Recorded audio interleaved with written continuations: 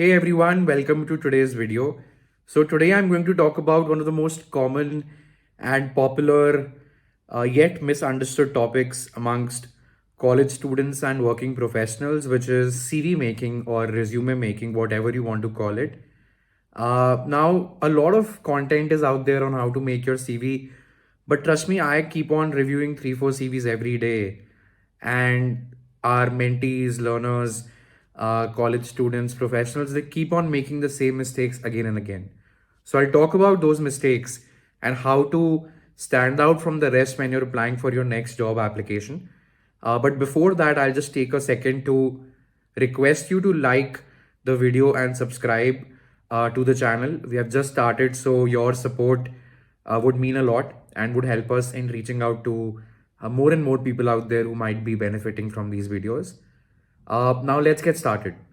Now, in terms of understanding what the CV is, it doesn't matter if you're applying for a finance role or a consulting role or a marketing role. There are some things which really stand out, right? But before I go to that, all of us know that a typical CV has an education section, work ex section, extracurricular section. So I'll not talk about the formatting. Formatting is very simple for everybody. I'll talk more about how to make your content 10x better than the other applicants who are applying. So let's get started. So my first tip to you is to quantify all your achievements as much as possible. Just to give you an example, let's say I look at my CV. So if I open the education section of my CV, if I had a 95% in class 12th or an 8.8 CGPA in my undergraduate college, CGPA is fine, percentages are fine, but what really makes the difference is giving me a relative estimate of where you stand, which means if I'm saying 95% class 12th, and if I put in brackets that, I was in the top 2% of the batch, or 8.8 out of 10 CGPA, and if I put in brackets top 3 out of 220 students in the batch, that makes the 10x difference. Because the recruiter who's evaluating you, he or she may not be from your college. So for them to really appreciate the 8.8 GPA or the 95% marks, you need to tell them if you were the department topper or you were in the top 10 percentile. It's your responsibility. And trust me, when you do that, be it in the education section or be it in the WorkX section, it really stands out. Now, let me give you an example for WorkX. Now, let's say I was working in a startup and I got promoted. It's okay to say in the key achievement section that, I was promoted from analyst to assistant manager. But what really makes the difference is quantification. When I say quantification here, it simply means I put it in brackets that promoted in 6 months versus company average of 2 years. So to quantify WorkX, you will have to go the extra mile, talk to the HR on some metrics, or talk to the manager or your supervisor to get information on the revenue impact or the cost impact or the efficiency impact of the work you did. Let's say you're working as a consultant in KPMG and you worked on a presentation deck or you worked on an Excel or you crunched some numbers, but the client who you were servicing, they benefited from it and they, were able to increase their revenues by 1 crore. You have to ask your manager or the client Spock to give you those numbers, right? And then you write in your CV that increased clients revenue from X to Y bracket this much percent by fleshing out business recommendations around, growth or cost or M&A, right? So that's how you quantify work experience section, by talking to your manager or the client or a colleague or the HR. That's the first tip, which is very, very crucial. Now, the second tip is that I see a lot of people who, when they're writing their bullet pointers, they write paragraphs. Trust me, it's a big turnoff. If a recruiter is looking at your CV, they don't have more than a minute to, really decide if you should be given a shortlist or not. And in 1 minute, you have to be very, very crisp with your pointers. When I say crisp, I would want you to write one line long bullets only.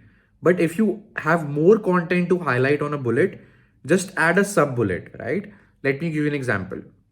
So if I'm saying I increased revenue of client A from A to B in this month, that's my outcome. I can talk about it in the master bullet. But within that, to talk about how did I increase the revenue, I used some tools, I did some visualization, I did some market research, I did some secondary research, whatever it was, that should come in the sub bullet. So never ever write a bullet pointer which exceeds one line. Add a break, add a sub bullet which talks about the action taken to achieve that outcome, right? Trust me, paragraphs in the form of bullets are despised by the recruiters. It's a huge turn off. Nobody will be able to appreciate your outcome if you give me paragraphs, right? And the third thing, which is my final recommendation, is an amalgamation of a couple of suggestions. So I see a lot of candidates who include their skills or their profile summary in the CV. Trust me, it does not matter. If you're adding skills, that essentially means that you're self praising or it's self evaluation. The recruiter does not want to see that. Or even if you add, the fact that you know these skills, which is Tableau or R or Excel with this much proficiency, it's again self evaluation. So try to integrate what you know in terms of hard skills, be it a software or financial modeling, into your work pointers. I should know that Sarthak knows how to do financial modeling through what he has written in his work pointers. He should not have a need to write financial modeling as a skill below his CV, right? So skills are not needed, proficiency is not needed. Even the profile summary that a lot of people write, trust me, that's something that can come in your cover letter.